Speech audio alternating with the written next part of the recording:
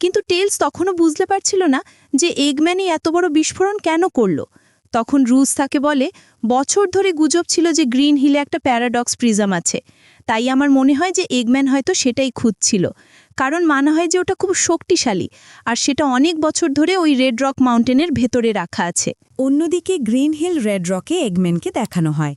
সে নিজে রোবটের সাহায্যে প্যারাডক্স প্রিজমের গুহার ভেতরে পৌঁছে যায়, যেখানে সে প্যারাডক্স প্রিজম পেয়ে যায়, যেটা পাহাড়ের মধ্যে রাখা ছিল। ওটা দেখে এগম্যান খুব খুশি হয়। ওইদিকে সনিক আর তার সব বন্ধুরা এক জায়গায় জড়ো হয়। এমি বলে, আমাদের রেড রকে গিয়ে চেক করা উচিত, আমাদের দেখতে হবে ওখানে এগম্যান আছে কিনা। সনিক সবার আগে ওখানে যাওয়ার জন্য বেরিয়ে পড়ে। ওইদিকে আমরা শাইরোকেও দেখি। সে সনিকের সবচেয়ে বড় শত্রু ছিল।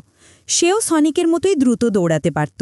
সে সনিকের চেয়েও আরও বেশি শক্তিশালী। সো দেরি না করে লাইক এবং সাবস্ক্রাইব করে দিন।